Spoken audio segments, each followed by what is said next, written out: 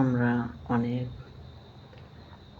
ত্যাগ স্বীকার করে আজকে বাংলাদেশের মানুষ স্বাধীন হয়েছে। আমার ভিডিওটা যার কাছে যাবে সে যেন শেয়ার করে বেশি বেশি। আজকে আমরা খালি ত্যাগ স্বীকার করেছি বিদায় স্বাধীন হয়েছে। তবে আমরা দুর্নীতিমুক্ত বাংলাদেশ চাই, ঠিক আছে? পুলিশ জানি আর দুর্নীতি আমাদের সাথে করতে না পারে সে বিষয়ে কড়া নজর দিতে হবে।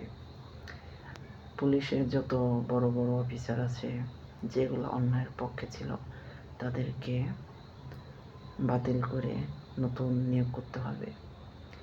এটা যারা যারা চাও শেয়ার করো, লাইক করো, সাবস্ক্রাইব করো, পাশে থাকো।